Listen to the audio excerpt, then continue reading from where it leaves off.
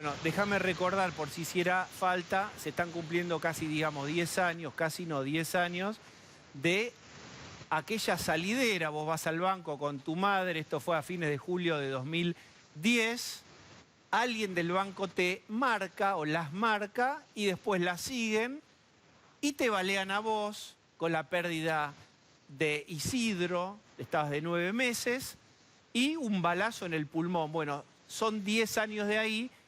Y déjame contar esto para reactualizar la historia. Hace poquito tiempo, un mes o 2 meses, recibís en tu propio Facebook mensajes de quien te pegó el balazo, uno de los que estuvo allí en ese episodio, amenazándote de casi una venganza el día que él salga.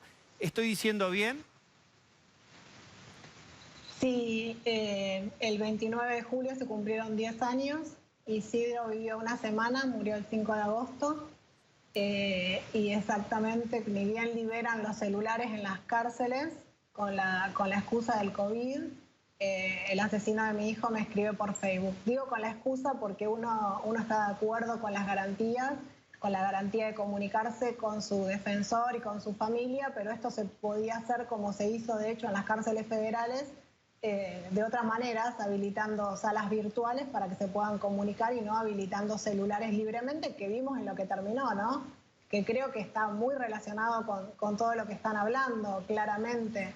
Yo lo ¿Vos veo con recibiste muchísima amenazas? ¿Cómo eran los mensajes? no eran amenazas, era un hostigamiento. Yo había hecho una publicación del aniversario de la inundación de La Plata y él me dijo tampoco te olvides, puse no nos olvidemos y él me puso tampoco te olvides de mí y una serie de insultos, soy el que te disparó, como si yo no me acordara el nombre.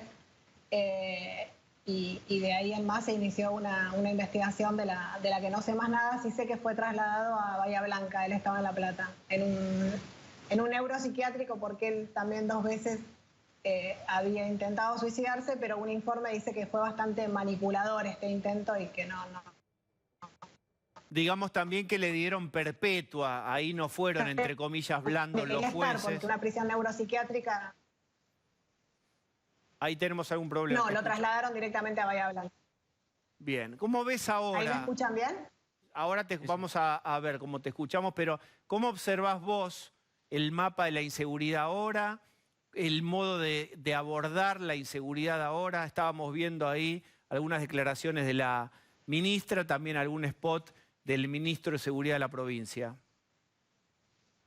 Yo lo veo con muchísima preocupación porque mientras el ministro está haciendo un video que parece una burla, ¿no? El mundo quiere saber cómo trabajamos la seguridad y la ministra, que otra vez con este discurso, que ya lo escuchamos en otros años, de la inseguridad como sensación, después de estos discursos lo que desaparece inmediatamente son los datos. Y más allá de la promoción de campaña que pueda hacer el ministro y de la culpa que le echa la ministra a los medios, a los bonaerenses, uno no les puede ir a contar esto porque en esto es como decía Rol, o sea, la gente no es que la siente la inseguridad, la vive y creció muchísimo la violencia. Y yo creo que claramente todo empezó con un mensaje obviamente de un gobierno que ganó, que es un gobierno que claramente tiene una visión muy victimista del delincuente, la tuvo siempre, vino con esa impronta. El gobernador en su asunción habló muchísimo de su preocupación por el servicio penitenciario y su preocupación derivó prácticamente en liberaciones que se venían dando desde enero, ¿no? Desde el COVID. Nunca habló de hacer más plazas ni nunca habló de víctimas. Entonces, esto viene atado de un discurso claro de la liberación de presos que nosotros advertimos, porque fíjense que en casi todos los delitos violentos no son personas que sufren hambre a partir de la pandemia, porque si no estaríamos ignorando todo lo social que se está haciendo. O sea, son delincuentes organizados, personas que han elegido el delito, hay familias de delincuentes también como mostraban. En este sentido, creo que el camino lo tienen que retomar el camino de diálogo entre ellos. No nos podemos enterar solamente chusmerío de cómo se miraron o de si se hablaron mal o qué palabrita de más se dijeron. Ellos tienen que trabajar mancomunadamente, trabajar con cada municipio, como Osvaldo nombraba a Nadal, hoy hace 95 días que falta Facundo, por ejemplo. Entonces yo creo que la ministra y el ministro hoy deberían estar hablando de ese tema y de lo que sufren los bonaerenses, la escalada de la violencia, porque el delito cambió, es organizado, hay muchísimas más entraderas y hay datos. Y yo espero que no borren los datos, porque así como los podíamos nombrar y se pudo bajar el delito de homicidio, por ejemplo, aún faltando mucho, ¿no? Como decía Rolo, pero bueno, lo importante también es poder ver el problema. Si uno lo ignora, si uno se pone a hacer spot y el otro se pone a decir que es la televisión y no hablamos de la realidad, no hablamos con la gente, eso es realmente preocupante. No hablamos con el policía, ¿no? Con el policía al que hay que respaldar. Se murió Iván la semana pasada defendiendo a un repartidor. De todo esto no hablamos de la inseguridad de vuelta como sensación. Me resulta preocupante. Pablo de León. Carolina, vos vivís en La Plata, ¿no es cierto? Yo vivo desde el 2011 en Capital y viajo todos los días a La Plata, porque laburo no solamente como diputada provincial y tengo mi despacho, sino que soy secretaria de Asistencia a la Víctima y Políticas de Género en la Municipalidad de Honorem. Claro, por eso yo te quería preguntar... Mi trabajo en la mitad de mi vida está, y siempre estuvo allá, porque bueno... Te quería preguntar respecto de la situación que estamos viendo, pero digo, ¿cómo es la situación en La Plata, que es la capital, es aparte el lugar donde está el gobernador? Digo, ¿cómo está hoy la situación ahí vinculada concretamente a la inseguridad? Hoy lo que está pasando es que hay muchísimos robos que no se denuncian. Nosotros como Asistencia a la Víctima vamos, obviamente nosotros queremos que se denuncie, no podemos obligar a las personas, pero sí me gustaría volver a promocionar una aplicación que sigue existiendo, que es Seguridad Provincia, que uno no se tiene que mover de su casa y denunciarlo para que estos datos vayan a una base, pero se están cometiendo. Lo que más me preocupa en La Plata específicamente es la cantidad de entraderas adultos mayores. O sea, les hacen una especie de inteligencia, saben quiénes son, saben a dónde entras y así todo entran con muchísima violencia. O sea, no es que dicen, bueno, son dos personas vulnerables y la verdad que le podemos robar. O sea, la violencia que utilizan para ejercer este delito realmente me preocupa mucho. Me preocupa el no recambio de móviles. Un móvil, para que tengamos una idea, tiene 9 meses de vida útil. Nosotros desde la legislatura ni siquiera vemos la iniciativa de una licitación para cambiar los móviles. Necesitamos más móviles en las calles, funcionando. Y obviamente en lo que es género, vemos que todas las mujeres asisten muchísimo menos a la secretaría, que esto hay que dejarlo claro, que las víctimas están exentas para... No se está traduciendo todo esto en denuncias, pero la gente, y sobre todo más en la periferia, está viviendo muchísima conflictividad también vecinal. A ver, Osvaldo. Sí, Carolina, buenas noches. Te quería preguntar justamente por la cuestión de género. ¿Cómo está incidiendo el tema de la cuarentena en la violencia de género que vos estás ocupándote ahí en La Plata? La realidad es que incide a la hora de las primeras consultas. Por ejemplo, las mujeres las realizan generalmente cuando van a llevar a sus hijos a la escuela, cuando van a hacer un trámite o cuando van a hacer una compra. Hoy esas consultas no están ocurriendo. Nosotros pusimos un celular a disposición y están ocurriendo muchísimas menos, entendiendo que llamar al 144 si estás viviendo con tu agresor es muy complejo, pero sabemos que la violencia crece. ¿Por qué lo sabemos? Porque nosotros sabemos perfectamente que sin estar en pandemia las denuncias aumentan muchísimo y las consultas los lunes, por ejemplo, porque obviamente el fin de semana se compartió más tiempo.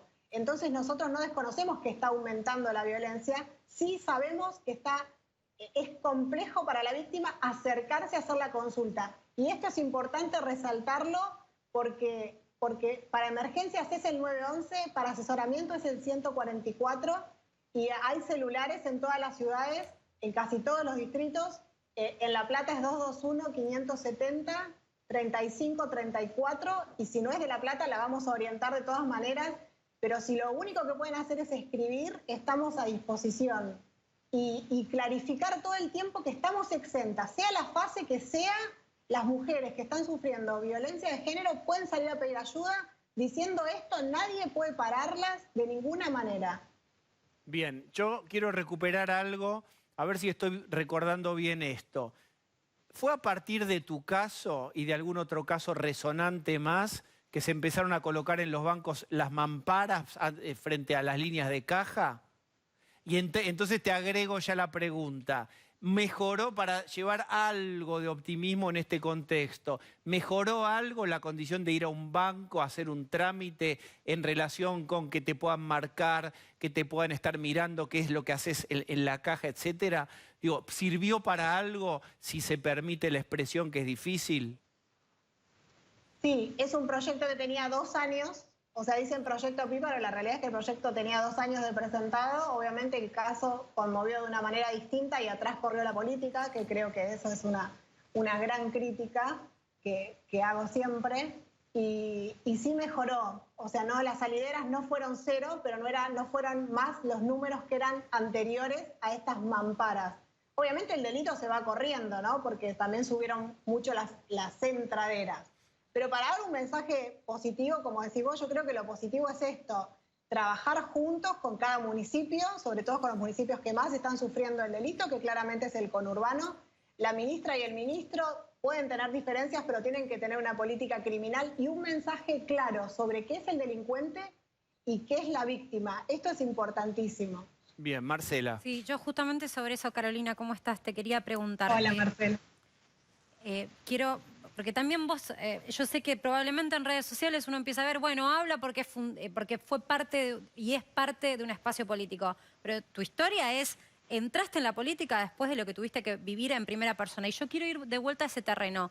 Hoy hay un montón de delincuentes que han sido liberados por esta situación del COVID, y vos estás viviendo en carne propia lo que es volver a transitar con los mismos delincuentes ahora amenazándote. ¿Qué puede hacer hoy la oposición para tratar de visibilizar esta situación y tratar de, no sé, generar algún proyecto de ley, algo para proteger a las víctimas?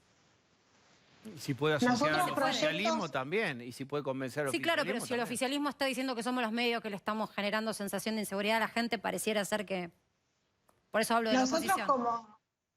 como oposición hemos acercado muchísimos proyectos, también la predisposición a trabajar. A ver, yo soy la primera que me podría sentar y se lo ofrecí al ministro Alac, por ejemplo, que todavía no pudimos aprobar la ley de víctimas en la provincia.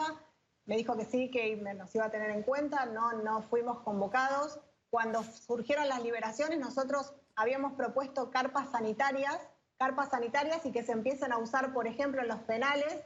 No se están usando las aulas talleres, que en el gobierno de María Eugenia Vidal se hicieron grandes aulas talleres, esas hoy no se están usando. Entonces empezar a dividir el delito y decir, bueno, si tales, los que tengan mejores conductas podrían estar de a más en tales aulas. Teníamos muchos proyectos que no sean liberar, porque claramente no es el camino y no es el mensaje. Hoy también le estamos pidiendo un presupuesto, cuánto se va a gastar en seguridad, la cuestión de cambiar los patrulleros, la cuestión de cuándo fue la última vez que se testean a los policías, cuándo fue la última vez que se consideró el salario del policía. El policía provincial ni siquiera recibió un bono y no todos trabajan, o sea, porque tenemos como un prejuicio sobre la policía. Hay policías como Iván, que estaba de Franco y salió a defender a un repartidor, podría haber mirado para otro lado tranquilamente, y realmente él cumplió con su deber. Entonces todo esto poder resaltarlo, esos son, cuando yo hablo de mensajes, digo, ese es el mensaje. Y también se avanzó en leyes que dieron mensajes claros, como la Ley Nacional de Víctimas, Sí, claro, que puso en eje a la víctima, y la Ley de Ejecución Penal, que yo no sé si ustedes recuerdan, fue un debate enorme, que era solamente que violadores y asesinos cumplan la condena completa, no era más pena, y eso generó un debate, todo el kirchnerismo, bueno, hoy oficialismo, en contra, y hay que trabajar fuertemente. También hemos presentado proyectos para trabajar en conjunto con los municipios sobre las personas liberadas. Está bien, no es información pública, pero las áreas de seguridad del municipio tienen que tener esa información, porque evidentemente el patronato de liberados no está controlando absolutamente nada.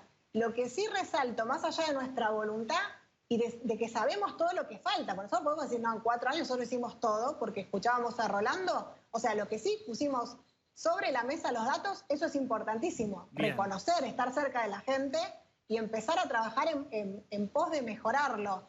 Pero bueno, por parte del gobierno provincial, la realidad es que la información es escasa y es un gobierno muy cerrado para trabajar en conjunto y en diálogo.